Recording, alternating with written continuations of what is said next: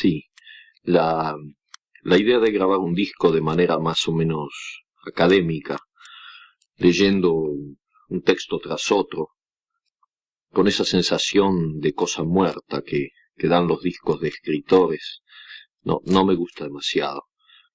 En el fondo, siempre es más interesante escuchar a un escritor si lo entrevistan en la radio, en la medida en que las pausas, las equivocaciones, su respiración, todo eso es una cosa mucho más viva, una presencia más convincente. En definitiva, lo que yo creo es que esta negativa a grabar un disco así de tipo académico se conecta con la negativa un poco más importante para mí a escribir cosas de tipo académico. Es decir, que en la medida de lo posible me gusta que desde la primera frase haya un contacto entre el que me va a leer y yo mismo. No porque no porque yo escriba pensando en que alguien me va a leer, sino más bien porque siempre he tenido la impresión de que el hecho mismo de ponerme a escribir significaba de alguna manera una tentativa de contacto, no con personas definidas, no con lectores definidos, probablemente conmigo mismo o con una realidad ajena y exterior con la que se busca precisamente el contacto para que para que llegue a ser un poco menos ajena y exterior. La verdad es que tengo muchos discos grabados por poetas y novelistas, y siempre me ha molestado eso de sentir que un señor lo sientan en una silla, en un estudio de grabación, y él ha preparado ya determinados textos, y hay un gran silencio, y luego sale una voz, así como de la nada, una voz que parece ya muerta, y del otro lado habrá un día un señor que comprará el disco y lo escuchará en su casa, y será un poco también como si él estuviera muerto cuando lo escucha.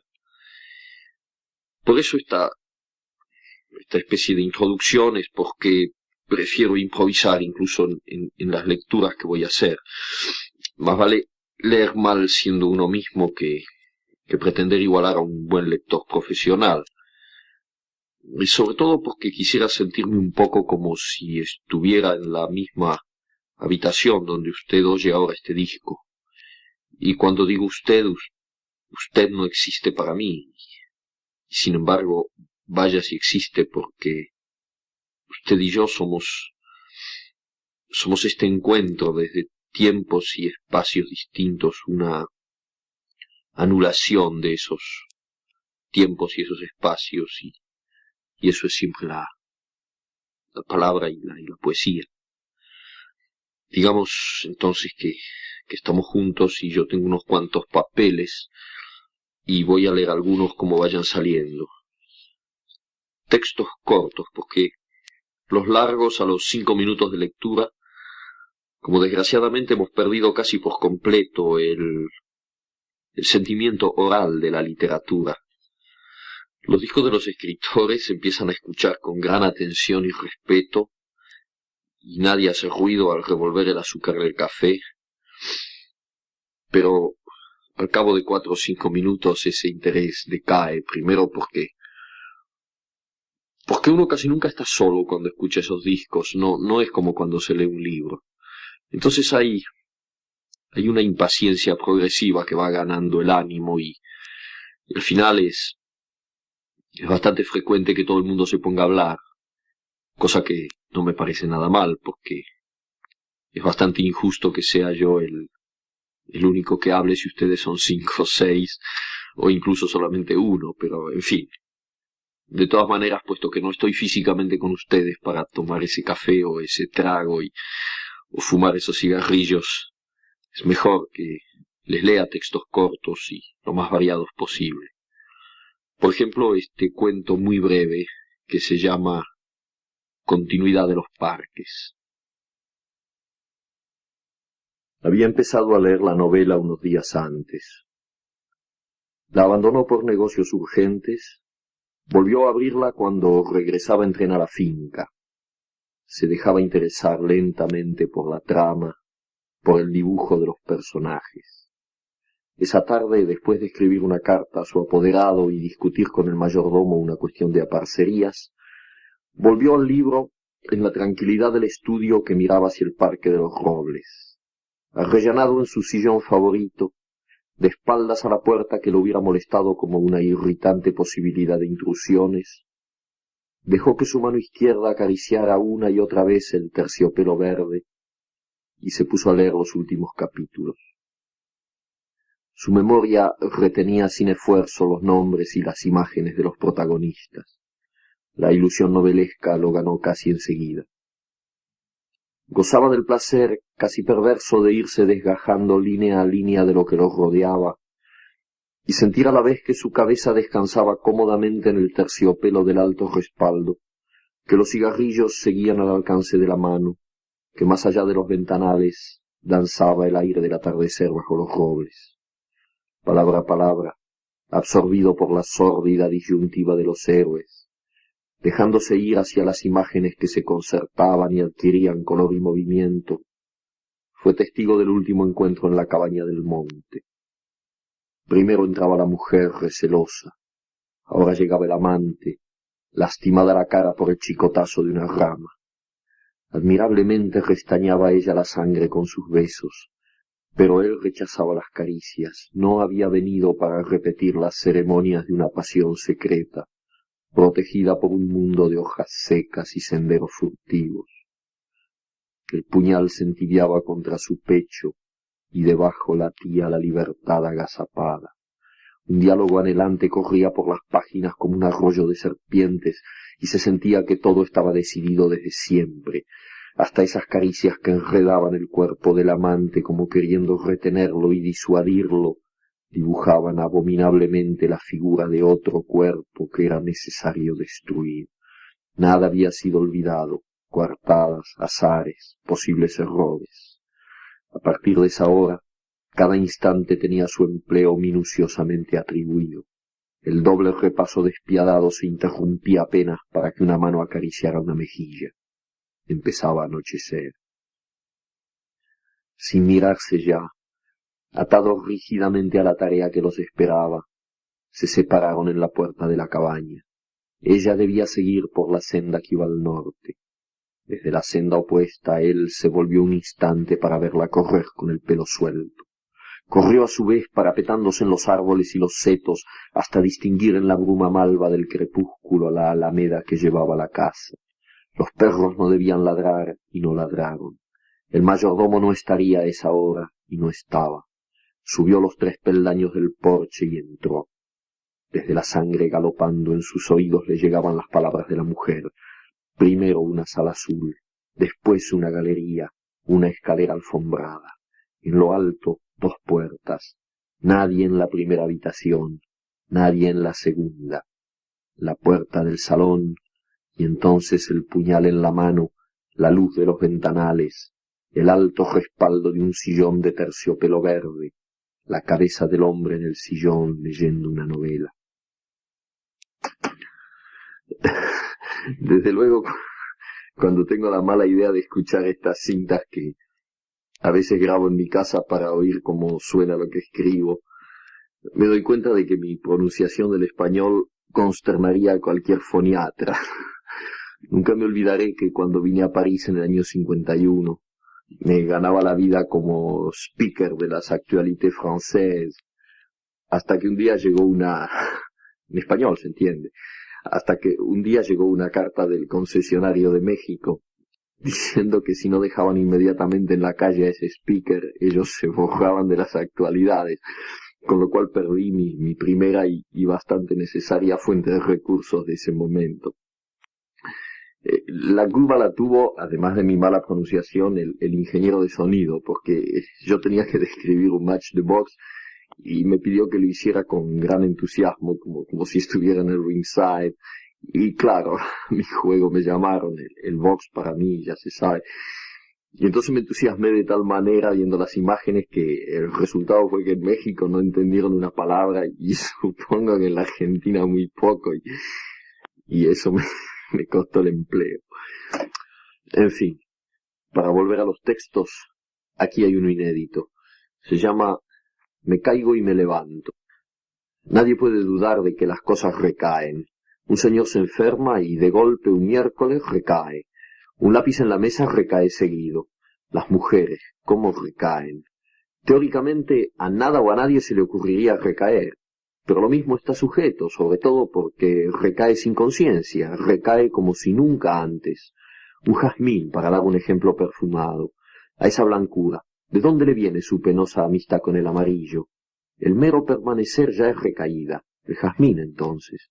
Y no hablemos de las palabras, esas recayentes deplorables, ni de los buñuelos fríos que son la recaída clavada. Contra lo que pasa, se impone pacientemente la rehabilitación. En lo más recaído hay siempre algo que pugna por rehabilitarse, en el hongo pisoteado, en el reloj sin cuerda, en los poemas de Pérez, en Pérez. Todo recayente tiene ya en sí a un rehabilitante, pero el problema, para nosotros los que pensamos nuestra vida, es confuso y casi infinito. Un caracol segrega y una nube aspira.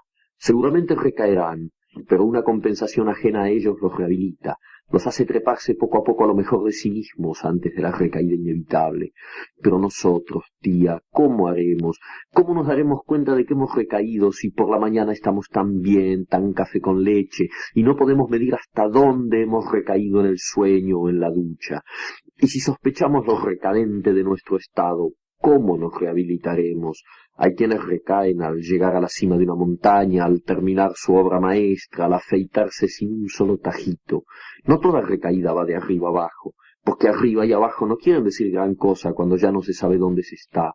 Probablemente Ícaro creía tocar el cielo cuando se hundió en el mar epónimo y Dios te libre de una zambullida tan mal preparada.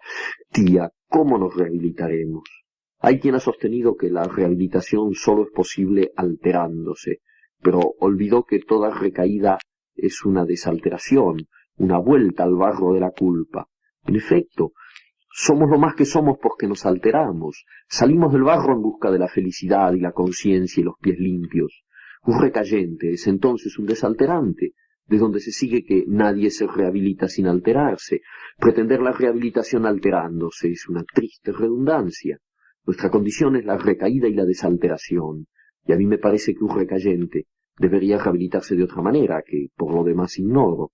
No solamente ignoro eso, sino que jamás he sabido en qué momento mi tía o yo recaemos. ¿Cómo rehabilitarnos entonces, si a lo mejor no hemos decaído todavía, y la rehabilitación nos encuentra ya rehabilitados?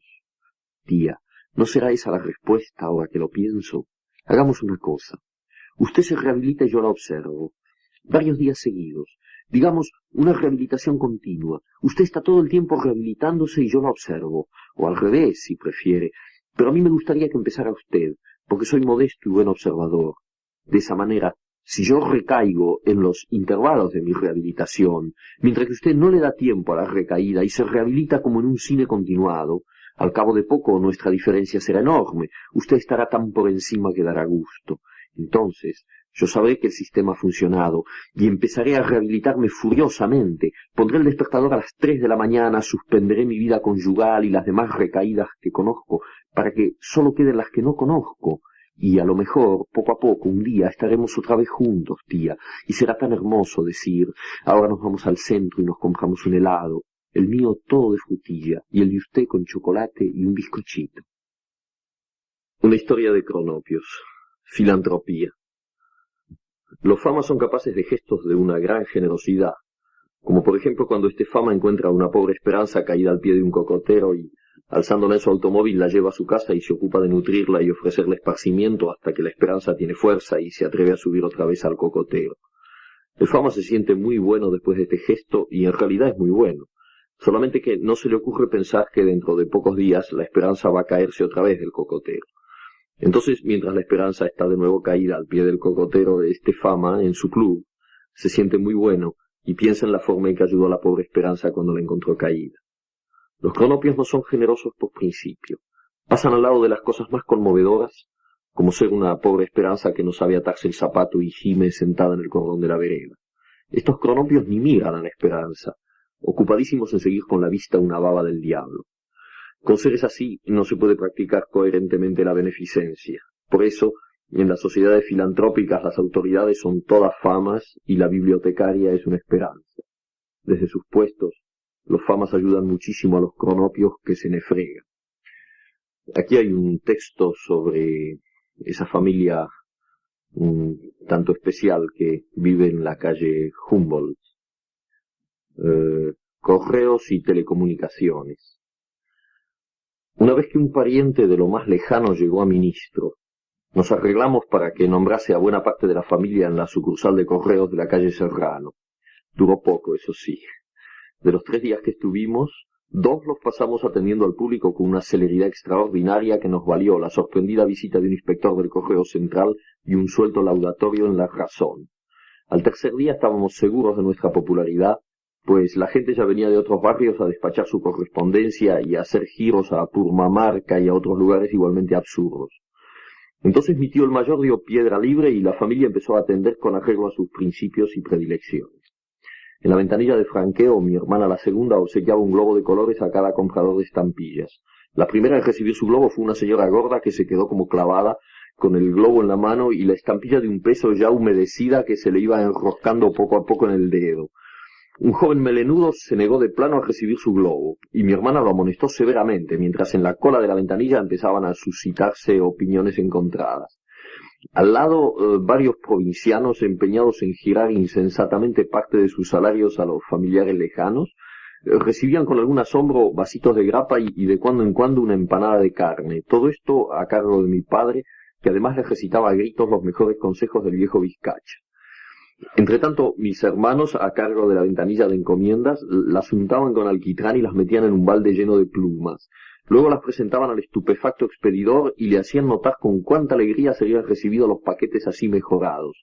Sin piolín a la vista, decían, sin el lacre tan vulgar, y con el nombre del destinatario que parece que va metido debajo del ala de un cisne, fíjese. No todos se mostraban encantados, hay que ser sincero. Cuando los mirones y la policía invadieron el local, mi madre cerró el acto de la manera más hermosa, haciendo volar sobre el público una multitud de flechitas de colores fabricadas con los formularios de los telegramas, giros y cartas certificadas. Cantamos el himno nacional y nos retiramos en buen orden. Vi llorar a una nena que había quedado tercera en la cola de franqueo y sabía que ya era tarde para que le dieran un globo.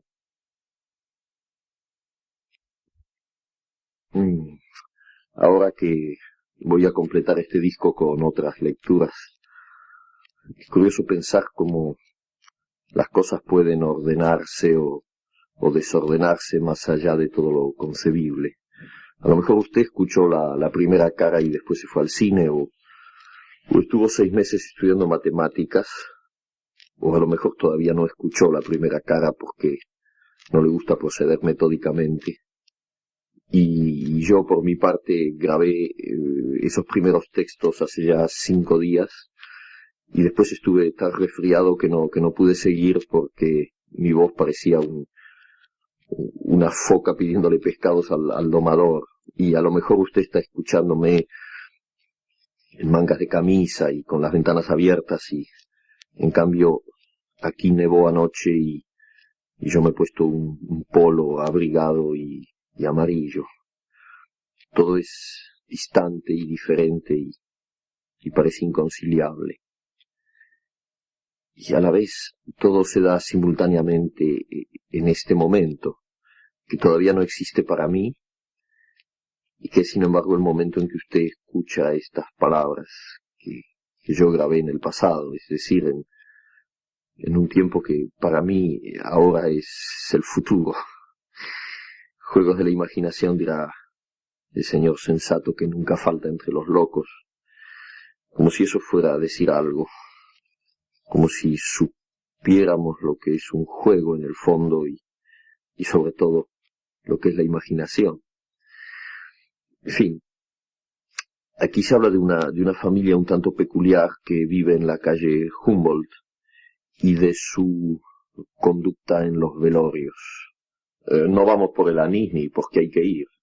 Ya se habrá sospechado, vamos porque no podemos soportar las formas más solapadas de la hipocresía. Mi prima segunda, la mayor, se encarga de cerciorarse de la índole del duelo, y si es de verdad, si se llora porque es lo único que les queda a esos hombres y a esas mujeres entre el olor a nardos y a café, entonces nos quedamos en casa y los acompañamos desde lejos. A lo sumo mi madre va un rato y saluda en nombre de la familia. No nos gusta interponer insolentemente nuestra vida ajena a ese diálogo con la sombra. Pero si de la pausada investigación de mi prima surge la sospecha de que en un patio cubierto en la sala se han armado los trípodes del camelo, entonces la familia se pone sus mejores trajes, espera que el velorio esté a punto y se va presentando de a poco, pero implacablemente. En Pacífico las cosas ocurren casi siempre en un patio con macetas y música de radio. Para estas ocasiones los vecinos condescienden a apagar las radios, y quedan solamente los jazmines y los parientes alternándose contra las paredes. Llegamos de a uno o de a dos, saludamos a los deudos y a quienes se reconoce fácilmente porque lloran apenas ven entrar a alguien, y vamos a inclinarnos ante el difunto escoltados por algún pariente cercano. 1 o 2 horas después toda la familia está en la casa mortuoria, pero aunque los vecinos nos conocen bien, procedemos como si cada uno hubiera venido por su cuenta y apenas hablamos entre nosotros. Un método preciso ordena nuestros actos, escoge los interlocutores con quienes se departe en la cocina, bajo el naranjo, en los dormitorios, en el zaguán, y de cuando en cuando se sale a fumar al patio o a la calle o se da una vuelta a la manzana para ventilar opiniones políticas y deportivas. No nos lleva demasiado tiempo sondear los sentimientos de los deudos más inmediatos. Los vasitos de caña, el mate dulce y los particulares livianos son el puente confidencial. Antes de medianoche estamos seguros, podemos actuar sin remordimientos. Por lo común, mi hermana la menor se encarga de la primera escaramuza. Diestramente ubicada a los pies del ataúd, se tapa los ojos con un pañuelo violeta y empieza a llorar. Primero en silencio, empapando el pañuelo a un punto increíble, después con hipos y jadeos, y finalmente le acomete un ataque terrible de llanto que obliga a las vecinas a llevarla a la cama preparada para esas emergencias, darle a oler agua de azahar y consolarla, mientras otras vecinas se ocupan de los parientes cercanos bruscamente contagiados por la crisis. Durante un rato hay un amontonamiento de gente en la puerta de la capilla ardiente, preguntas y noticias en voz baja, encogimientos de hombros por parte de los vecinos.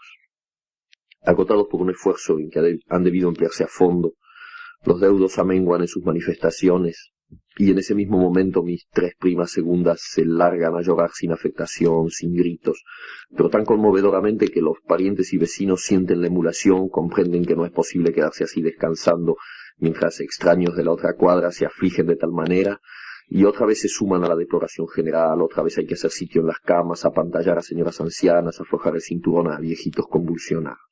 Mis hermanos y yo esperamos por lo regular este momento para entrar en la sala mortuoria y ubicarnos junto al ataúd. Por extraño que parezca, estamos realmente afligidos. Jamás podemos oír llorar a nuestras hermanas sin que una congoja infinita nos llene el pecho y nos recuerde cosas de la infancia, unos campos cerca de Villa Albertina, un tranvía que chirriaba al tomar la curva en la calle General Rodríguez en Banfield. Cosas así, siempre tan tristes. Nos basta ver las manos cruzadas del difunto para que el llanto nos arrase de golpe. Nos obliga a taparnos la cara avergonzados. Y somos 5 hombres que lloran de verdad en el velorio, mientras los deudos juntan desesperadamente el aliento para igualarnos, sintiendo que cueste lo que cueste deben demostrar que el velorio es el de ellos, que solamente ellos tienen derecho a llorar así en esa casa. Pero son pocos y mienten. Eso lo sabemos por mi prima segunda, la mayor, y nos da fuerzas. En vano acumulan los hipos y los desmayos. Inútilmente los vecinos más solidarios los apoyan con sus consuelos y sus reflexiones, llevándolos y trayéndolos para que descansen y se reincorporen a la lucha. Mis padres y mi tío el mayor nos reemplazan ahora.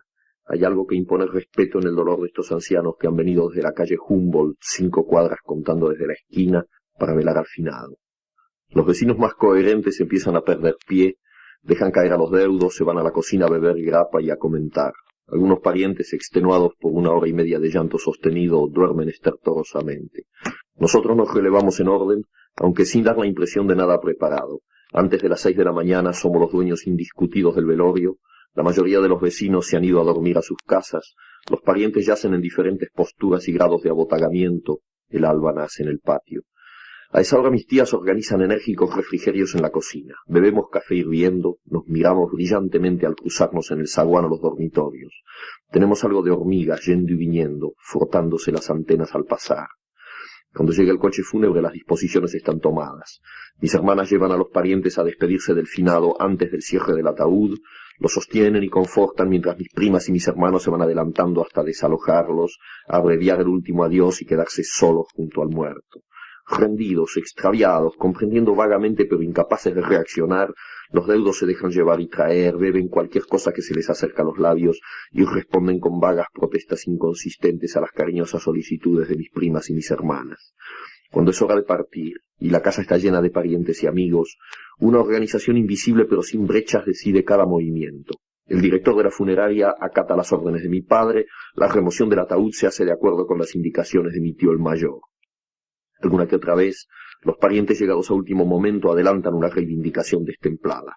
Los vecinos, convencidos ya de que todo es como debe ser, los miran escandalizados y los obligan a callarse. En el coche de duelo se instalan mis padres y mis tíos. Mis hermanos suben al segundo y mis primas condescienden a aceptar alguno de los deudos en el tercero, donde se ubican envueltas en grandes pañoletas negras y moradas. El resto sube donde puede y hay parientes que se ven precisados a llamar un taxi. Y si algunos, refrescados por el aire matinal y el largo trayecto, traman una reconquista en la necrópolis, amargo es su desengaño. Apenas llega el cajón al peristilo, mis hermanos rodean al orador designado por la familia a los amigos del difunto, y fácilmente reconocible por su cara de circunstancias y el rollito que le abulta el bolsillo del saco. Estrechándole las manos, le empapan las solapas con sus lágrimas, lo palmean con un blando sonido de tapioca, y el orador no puede impedir que mi tío el menor suba a la tribuna y abra los discursos con una oración que es siempre un modelo de verdad y discreción. Dura 3 minutos, se refiere exclusivamente al difunto, acota sus virtudes y da cuenta de sus defectos sin quitar humanidad a nada de lo que dice. Está profundamente emocionado y a veces le cuesta terminar.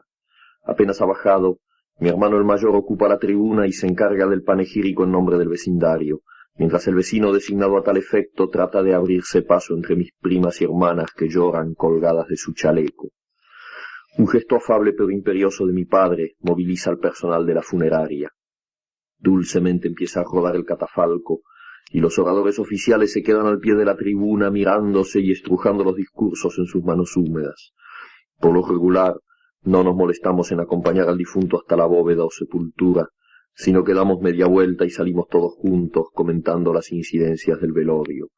Desde lejos vemos cómo los parientes corren desesperadamente para agarrar alguno de los cordones del ataúd y se pelean con los vecinos que entre tanto se han posesionado de los cordones y prefieren llevarlos ellos a que los lleven los parientes. Esto lo he leído mientras miraba el árbol del patio, que ya es un esqueleto negro contra este cielo gris y bajo y con nieve de París en diciembre, y que nadie, creo, pintó mejor que Marquet. Es un día para no moverse de casa, para inventar ceremonias de interior, para leer, por ejemplo, un pasaje de Rayuela, que con esa claridad que es la característica dominante de su estilo, dice: apenas él le amalaba el noema, a ella se le agolpaba el clémiso y caían en hidromurias, en salvajes ambonios, en sus talos exasperantes. Cada vez que él procuraba relamar las 5 pelusas, se enredaba en un grimado quejumbroso y tenía que embulsionarse de cara al nóvalo, sintiendo cómo poco a poco las arnillas se espejunaban, se iban apeltronando, reduprimiendo, hasta quedar tendido como el trimalciato de ergomanina al que se le han dejado caer unas fílulas de cariaconcia. Y sin embargo era apenas el principio, porque en un momento dado ella se tordulaba los urgalios, consintiendo en que le aproximara suavemente sus orfelunios. Apenas se entreplumaban, algo como un ulucordio los encrestoriaba, los extrayuxtaba y paramovía. De pronto era el clinón, la esterfurosa convulcante de las mátricas, la jadeollante embocaplumia del orgumio, los esproemios del merpasmo en una sobreomítica agopausa. Evoé, volposados en la cresta del Murelio se sentían Valparamar, Perlinos y Márulos, temblaba el Troc, se vencían las Marioplumas, y todo se resolviraba en un profundo pínice, en niolamas de argu tendidas gasas, en cariñas casi crueles que los ordopenaban hasta el límite de las gunfias. Y como no ha querido salir el sol, y afuera todo sigue opaco y apenado como un tema de Lester Young, que siempre habla de alguna manera de la muerte, Puedo también leer una carta que hay en Rayuela y que fue escrita así como la voy a leer, como un mate ya lavado o un disco muy viejo, como la nieve que llena el patio, cosas así. Bebé Rocamadour, bebé, bebé, Rocamadour. Rocamadour, ya sé que es como un espejo. Estás durmiendo mirándote los pies. Yo aquí sostengo un espejo y creo que sos vos, pero no lo creo. Te escribo porque no sabes leer. Si supieras no te escribiría o te escribiría cosas importantes. Alguna vez tendré que escribirte que te portes bien o que te abrigues. Parece increíble que alguna vez, Rocamadour. Ahora solamente te escribo en el espejo. De vez en cuando tengo que secarme el dedo porque se moja de lágrimas. ¿Por qué, Rocamadour? No estoy triste, tu mamá es una pavota. Se me fue al fuego el broche que había hecho para Horacio. ¿No sabes quién es Horacio, Rocamadour? El señor que el domingo te llevó el conejito de terciopelo, que se aburría mucho porque vos y yo nos estábamos diciendo tantas cosas y él quería volver a París. Entonces te pusiste a llorar y él te mostró cómo el conejito movía las orejas. En ese momento estaba hermoso. Quiero decir Horacio. Un día comprenderás, Rocamadour. Rocamadour. Es idiota llorar así porque el bosque se ha ido al fuego. La pieza está llena de remolacha, Rocamadour. Te divertirías si vieras los pedazos de remolacha y la crema, todo tirado por el suelo. Menos mal que cuando venga Horacio ya habré limpiado. Pero primero tenía que escribirte. Llorar así es tan tonto. Las cacerolas se ponen blandas. Se ven como halos en los vidrios de la ventana. Y ya no se oye cantar a la chica del piso de arriba, que canta todo el día. Les amants du Havre. Cuando estemos juntos te lo cantaré, verás. Puisque la terre est ronde, mon amour t'en fais pas. Mon amour t'en fais pas. Horacio la silba de noche cuando escribe o dibuja.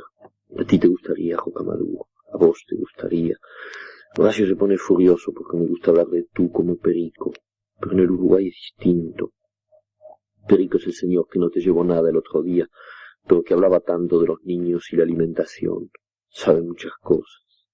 Un día le tendrás mucho respeto, Rocamadour, y serás un tonto si le tienes respeto. Si le tenés respeto, Rocamadour. Rocamadour, Madame Irene no está contenta de que seas tan lindo, tan alegre, tan llorón y gritón y meón. Ella dice que todo está muy bien y que eres un niño encantador. Pero mientras habla esconde las manos en los bolsillos del delantal como hacen algunos animales malignos, Rocamadour, y eso me da miedo. Cuando se lo dije a Horacio se reía mucho, pero no se da cuenta de que yo lo siento y que aunque no haya ningún animal maligno que esconde las manos, yo siento. No sé lo que siento, no lo puedo explicar. Rocamadour, si en tus ojitos pudiera leer lo que te ha pasado en estos 15 días, momento por momento. Me parece que voy a buscar otra nourrice. Aunque Horacio se ponga furioso y diga, pero a ti no te interesa lo que él dice de mí. Otra nourrice que hable menos, no importa si dice que eres malo o que lloras de noche o que no quieres comer. No importa si cuando me lo dice yo siento que no es maligna, que me está diciendo algo que no puede dañarte. Todo es tan raro, Rocamadour. Por ejemplo, me gusta decir tu nombre y escribirlo. Cada vez me parece que te toco la punta de la nariz y que te reís. En cambio, Madame Irene no te llama nunca por tu nombre, dice l'enfant. Fíjate, ni siquiera dice le gosse. Dice l'enfant, es como si se pusiera guantes de goma para hablar. A lo mejor los tiene puestos. Y por eso mete las manos en los bolsillos y dice que sos tan bueno y tan bonito. Hay una cosa que se llama tiempo, Rocamadour. Es como un bicho que anda y anda. No te puedo explicar porque eres tan chico, pero quiero decir que Horacio llegará enseguida. ¿Le dejo leer mi carta para que él también te diga alguna cosa? No, yo tampoco querría que nadie leyera una carta que es solamente para mí. Un gran secreto entre los dos, Rocamadour. Ya no lloro más, estoy contenta, pero es tan difícil entender las cosas. Necesito tanto tiempo para entender un poco eso que Horacio y los otros entienden enseguida. Pero ellos que todo lo entienden tan bien, no te pueden entender a ti, a mí.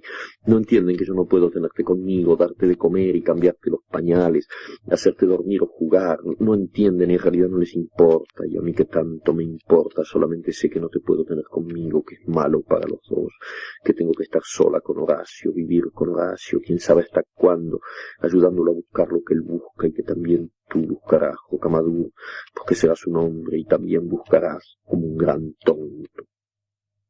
Es así, Jocamaduro, en París somos como hongos, crecemos en los pasamanos de las escaleras, en piezas oscuras donde huele a cebo, donde la gente hace todo el tiempo el amor y después fríe huevos y pone discos de Vivaldi, enciende los cigarrillos y habla como Horacio y Gregorovius y Wong y yo, Jocamaduro, y como Perico y Ronald y Babs. Todos hacemos el amor y frimos huevos y fumamos. Ah, no puedes saber todo lo que fumamos, todo lo que hacemos el amor, parados, acostados, de rodillas, con las manos, con las bocas, llorando, cantando. Y afuera hay de todo. Las ventanas dan al aire y eso empieza con un gorrión o una gotera. Llueve muchísimo aquí, Jocamaduro, mucho más que en el campo, y las cosas se rumbran, las canaletas, las patas de las palomas, los alambres con que Horacio fabrica esculturas. Casi no tenemos ropa, nos arreglamos con tan poco, un buen abrigo, unos zapatos en los que no entre el agua. Somos muy sucios, todo el mundo es muy sucio y hermoso en París, Jocamaduro. Las camas huelen a noche y a sueño pesado, debajo hay pelusas y libros, Horacio se duerme y el libro va a parar abajo de la cama. Hay peleas terribles porque los libros no aparecen y Horacio cree que se los ha robado Osip. Hasta que un día aparecen y nos reímos y casi no hay sitio para poner nada, ni siquiera otro par de zapatos, Jocamaduro. Para poner una palangana en el suelo hay que sacar el tocadiscos, pero ¿dónde ponerlo si la mesa está llena de libros?